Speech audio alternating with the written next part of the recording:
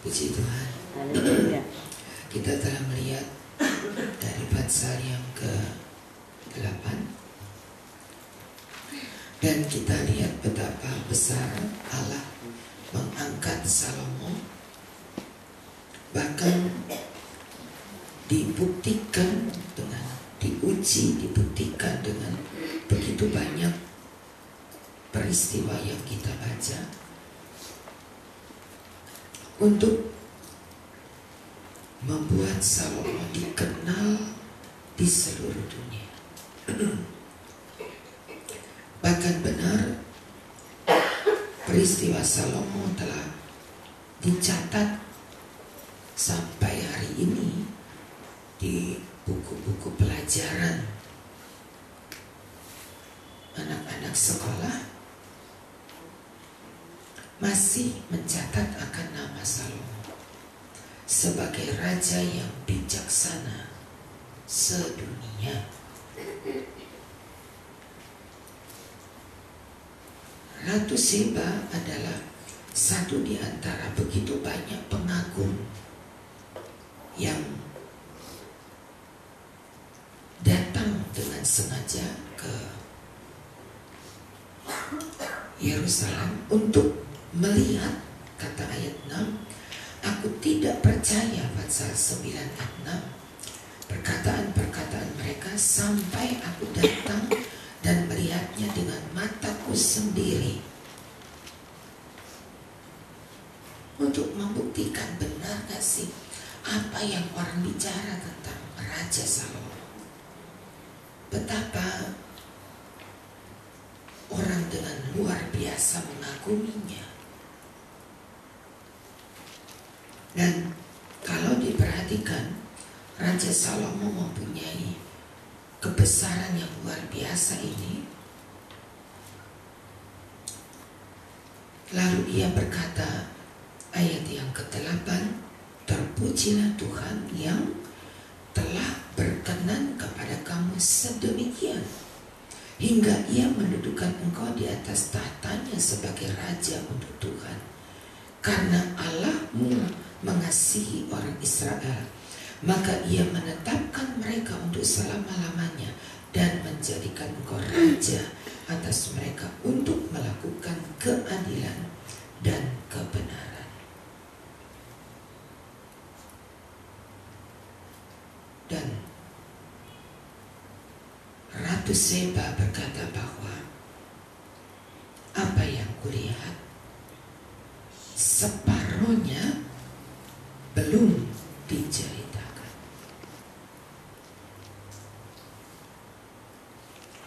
Saking luar biasa kebesaran Salomo yang diangkat oleh Allah. Ia memberikan kepada raja, ayat 9, 120 talenta emas dan banyak rempah batu permata. Tidak pernah ada rempah seperti yang diberikan ratu negeri Seba kepada Salomo. Saking mengaguminya, sampai Ratu Seba memberikan seluruh kekayaannya yang dibawa kepada Raja Salomo.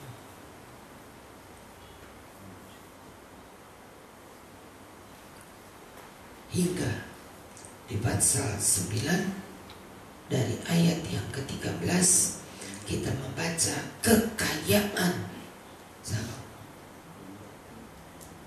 Begitu kalau Allah sudah mengangkat seseorang, apa yang dimiliki oleh Raja Salomo ayat 22 melebihi apa? Semua raja di bumi dalam hal kekayaan dan hikmat, hingga semua raja di bumi berikhtiar menghadap Raja Salomo, menyaksikan hikmat yang ditaruh Allah di dalam hatinya. Nah, setiap kali orang datang, mereka bawa persembahan, perak, barang emas, pakaian, senjata, rempah, kuda bakal, Begitulah dari tahun ke tahun, hingga Salomo ayat 25 punya 4.000 kandang untuk kuda-kuda. Aduh, satu kandang itu berapa ekor ya? Ada instal yang dibuat untuk para kuda. Ada 4.000 kandang untuk kuda. Dan karena keretanya ada 12.000 orang yang berkuda, ditempatkan dalam kota dekat raja di Yerusalem. Ayat 27. Dan raja membuat perak di Yerusalem sama seperti batu. Pohon kayu aras sama seperti pohon ara yang tumbuh di daerah bukit.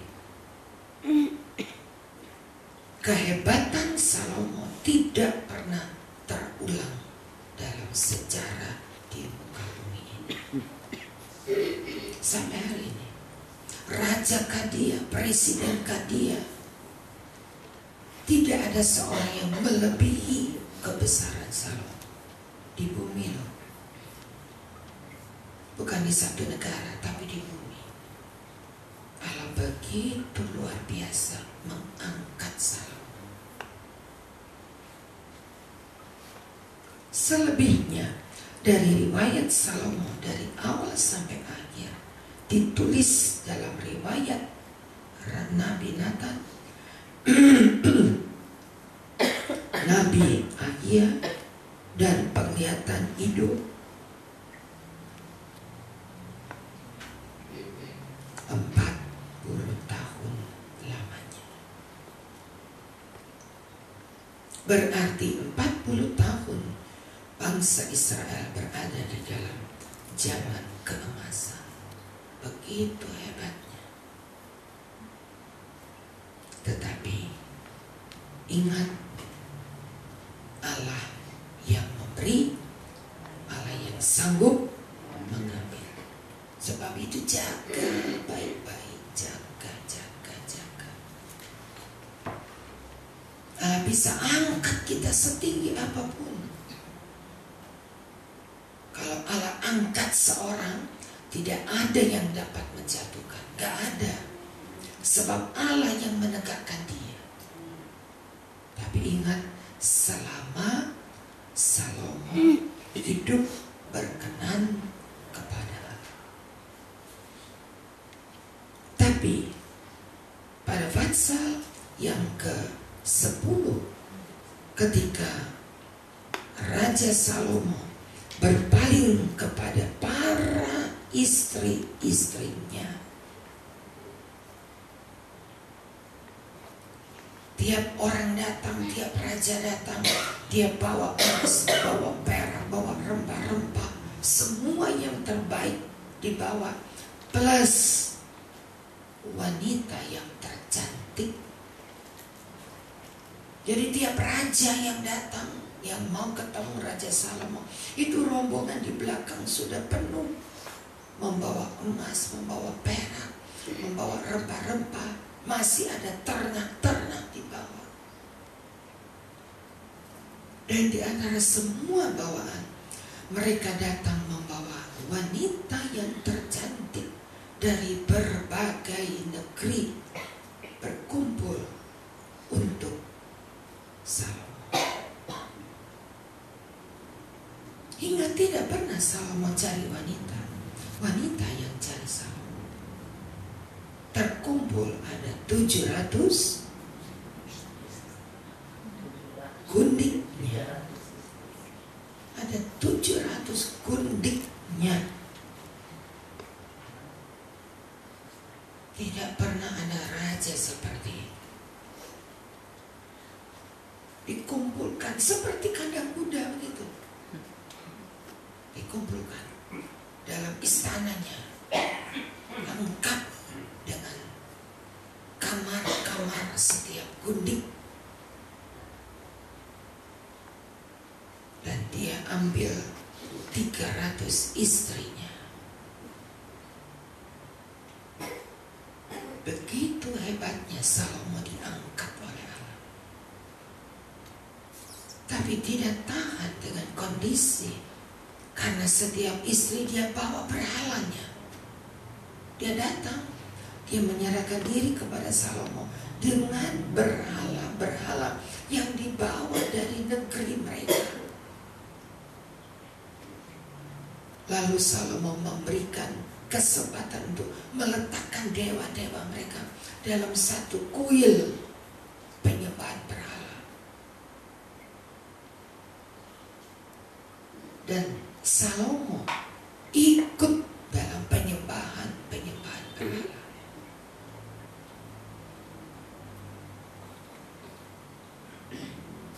Dan Allah lihat semua itu. Dan Allah ambil semua yang diberikan kepada Salomo. Diambil. Kerajaannya dipecahkan. Tadi kita baca itu 10 suku menjadi kerajaan Israel, dan 2 suku di bawah Yerobeam, dipimpin Raja Yerobeam penggantinya. Rehabeam mendapat 10 suku di kerajaan Israel, dan Yerobeam mendapat 2 suku dengan nama kerajaan Yehuda. Jadi kita lihat, Allah bisa buat seorang itu diangkat setinggi apa yang Tuhan mau angkat.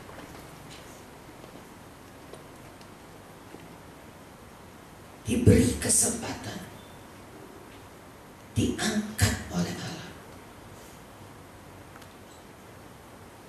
Tapi Allah yang sama bisa menghancurkan semua. Ketika tidak kita pelihara hati kita. Salomo hancur karena kelebihan, bukan melarat karena kekurangan. Tidak bisa lagi kita hitung berapa besar kekayaan Salomo, karena luar biasa. Tapi sebegitu besar Allah angkat Salomo, sebegitu besar kehancuran kerajaan Israel. Karena tidak menjaga hati, saudara. Cuma itu, karena tidak jaga hatinya. Sayang bukan? Ketika Tuhan angkat, jangan jadi sombong, saudara. Ketika Tuhan angkat, jangan pernah di hati kita berkata karena aku, karena aku, karena aku. Allah bisa angkat lebih lagi. Allah bisa berkati lebih lagi. Allah bisa buat luar biasa. Belum ada orang punya. Kalau kuda itu bicara tentang kuda dan kereta, berbicara tentang kendaraan transportasi yang tidak pernah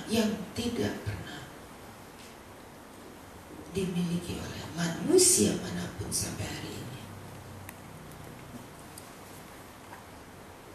Dia bisa pakai kereta dengan 12 pasang kuda. Berapa saja yang Salomo mau. Buat kereta kerajaan dengan kemegahannya. Dia bisa pakai berapa saja kereta yang ditarik oleh kuda-kuda pilihan. Kekayaannya tidak terhitung.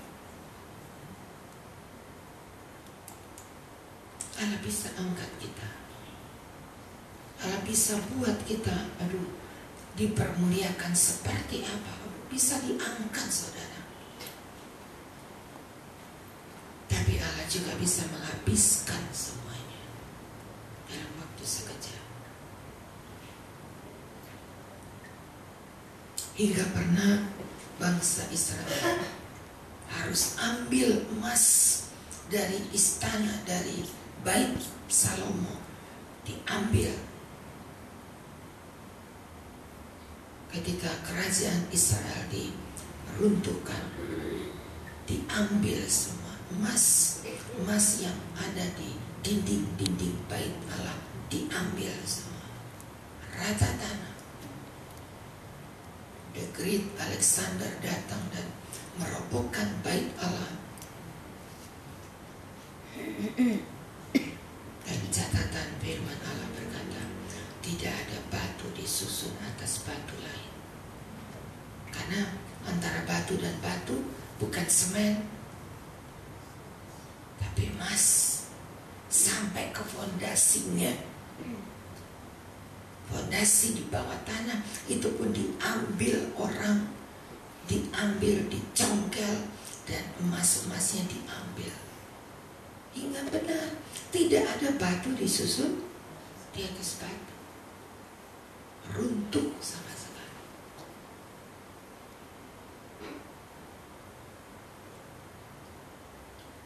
Sebab Salomo tidak menjaga hati.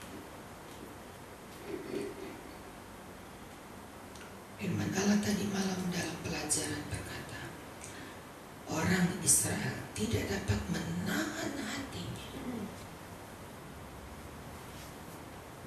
Mereka menjadi bangsa yang mencemoohkan Allahnya sendiri. Bukan orang lain yang mencemooh, tapi bangsanya sendiri, umat pilihan Allah, mencemoohkan Allahnya. Dan berani berkata, tadi malam firman Allah mengatakan, mana yang turun tiap pagi seiring embun. Mereka berkata, dan terhadap makanan hambar ini kami telah muak. Itu kata muak, itu nek bahasa kita.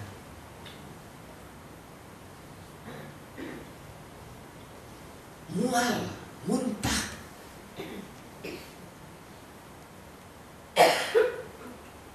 Mereka tidak bisa menahan hati. Allah bisa besarkan nama Israel dengan begitu luar biasa. Kalau bisa mengalahkan kerajaan Mesir, kerajaan yang terbesar pada waktu itu. Kalau Israel bisa mengalahkan Raja Mesir, Firaun,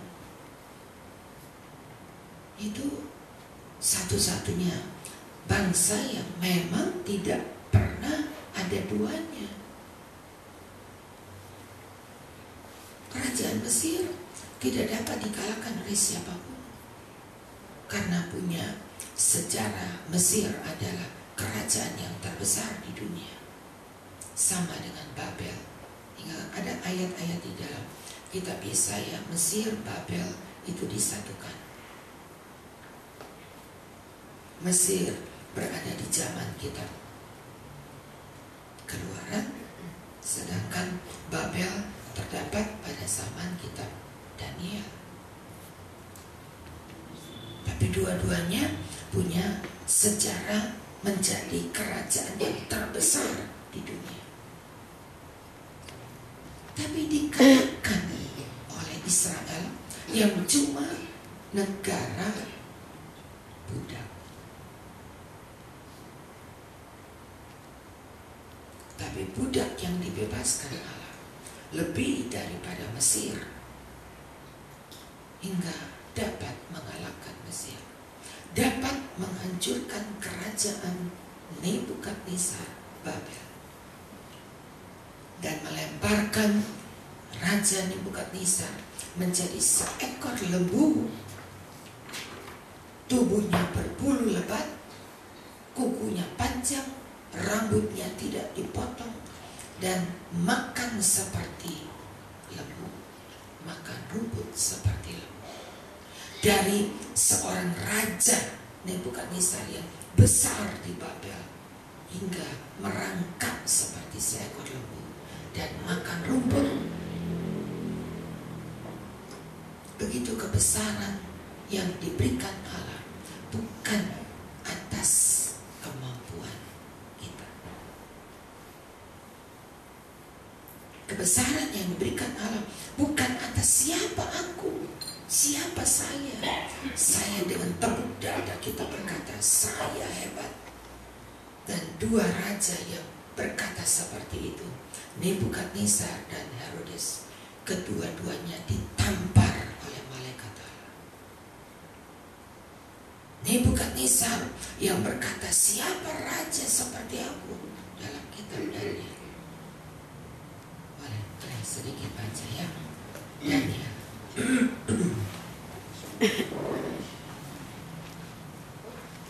Pasal 4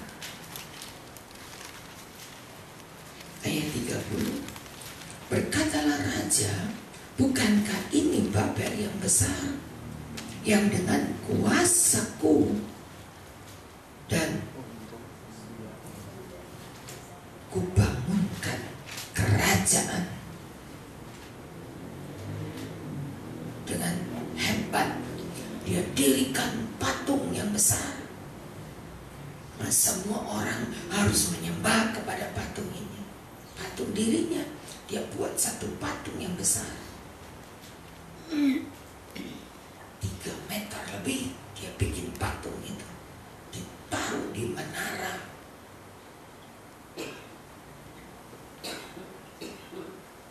Tapi belum selesai, raja berkata-kata. Ayat 31, suara terdengar dari langit, kepadamu dinyatakan ya Raja Nebukadnezar, bahwa kerajaanmu beralih daripada engkau, dihalau dari antara manusia, tempat tinggalmu di antara binatang, kepadamu diberi makan rumput seperti lembu 7 masa,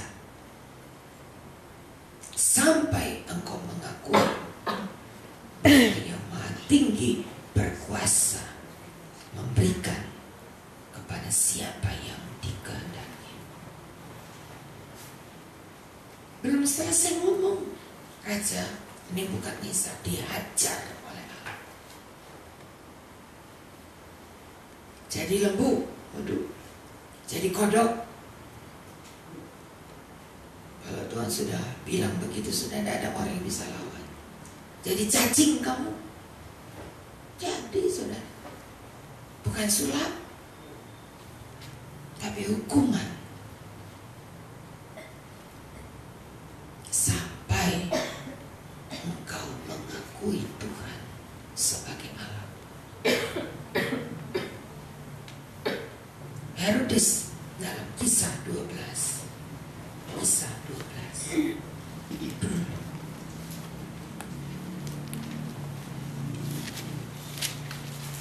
Ayat 21. Pada suatu hari yang ditentukan, Kisah 12:21, Herodes mengenakan pakaian kerajaan, duduk di atas tahta, lalu berpidato. Apa katanya? Rakyatnya bersorak berkata, ini suara Allah, bukan suara manusia. Seketika itu juga ia ditampar oleh malaikat Tuhan.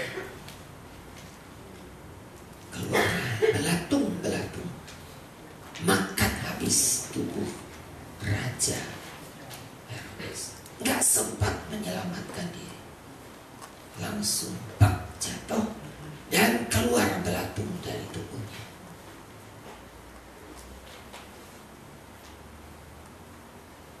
Begitu kebencian Allah terhadap kesombongan. Begitu kebencian Allah ketika manusia yang berkati oleh Allah tidak mengucap syukur. Allah bisa kirim belatung pada waktu yang detik yang sama. Kalau masih jadi lembu, masih hidup saudara. Dan terbukti setelah 7 masa, Nebukadnezar menyadari. Dan ketika dia berkata, arahkan kepalanya ke langit, dan dia berkata, Tuhan yang Maha Kuasa, Allah Israel. Dia mulai angkat kepalanya dan memandang kepada Allah dan mengakui. Pada waktu itu kesadarannya pulih.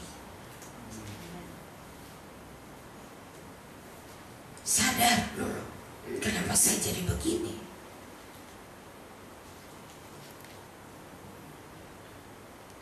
Allah sanggup pulihkan, saudara. Allah sanggup. Allah yang memberikan didikan ganjaran kepada kita. Allah sanggup memulihkan keadaan itu. Dia bukan Nisa dipulihkan hingga dia mampu kembali memerintah, tapi dengan takut akan Tuhan sekarang. Salomo tidak mendapat ajaran pada masa dia menjadi raja, tapi untuk seluruh keturunannya mereka mendapatkan ganjaran-ganjaran ini. Sebab itu biarlah kita jadi orang tua yang diberkati. Haleluya. Supaya anak cucu kita mendapat warisan berkat, bukan kutuk. Umur sudah tidak seberapa kita, saudara. Yang kita tinggalkan bukan emas, intan, berlian. Itu tidak kekal.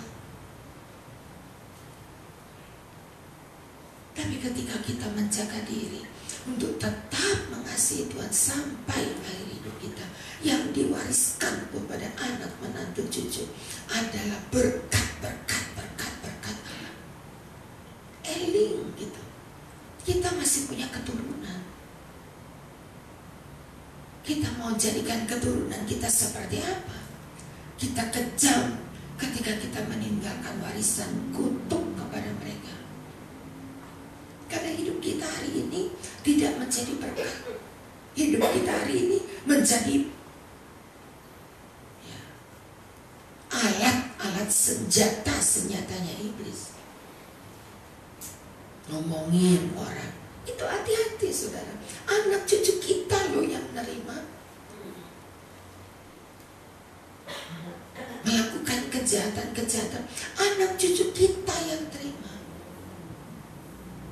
Mau lihat mereka hidup susah karena sikap kita, kelakuan kita sebagai orang tua tidak menjadi berkat. Itu bukan cuma kitanya, tapi anak cucu kita yang tanggung risiko. Mau begitu? Salomo mati, tadi kita baca. Tetapi kemudian anaknya Rehabeam sampai pasal terakhir 2 Tawari 36 habis semua, gak tersisa. Apakah kita mau jadi orang tua yang kejam seperti itu? Mewariskan hati yang memberontak kepada Allah. Bukan tunduk tapi memberontak. Ada keluarga kita yang mengalami keadaan yang baik karena kita. Jadi kita bisa berdampak.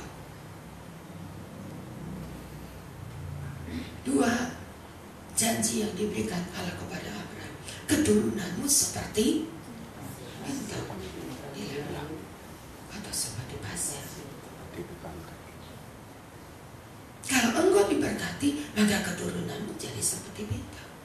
Tapi kalau engkau tidak diberkati, keturunanmu seperti pasir. Sudah ada dalam kitab Kejadian pasal 17, sudah ditulis. Apakah kita gak pernah ingat bahwa apa yang kulakukan sekarang itu berdampak kepada keluarga kita? Kitanya mati, Abrahamnya mati, tapi akibatnya perjalanan hidupnya membawa dampak kepada keturunannya. Ada yang dijadikan seperti bintang di langit, tapi tidak sedikit yang jadi seperti pasir yang diinjak-injak orang.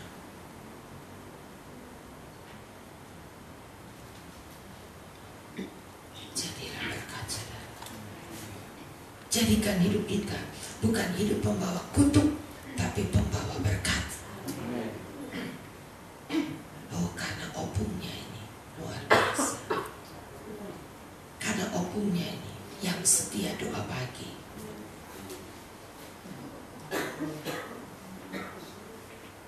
Ada berkat yang ditinggalkan kepada anak cucunya.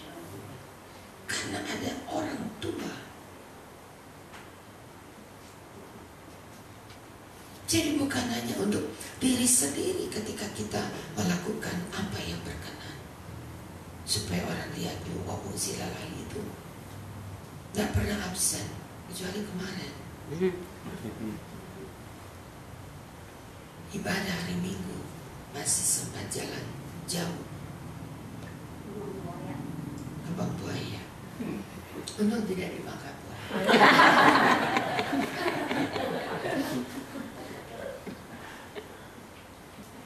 Anak cucunya yang terima, karena itu anak cucunya begitu harus hormat kepada opung begitu, karena dari mereka turun berkat. Kan firman Tuhan bilang dari kepala Harun turun ke janggut sampai ke leher jubahnya. Berarti ada berkat yang diturunkan. Kalau ini orang tua benar. Coba orang tuanya geblek, bukannya kutuk ini yang turun. Ingat loh, anak cucunya akan alami. Jangan ada jadi orang anak cucunya tidak diberkati, malah kena kutuk mereka. Hidup kita berdampak, saudara. Hendaknya terangmu bercahaya-cahaya di hadapan semua orang,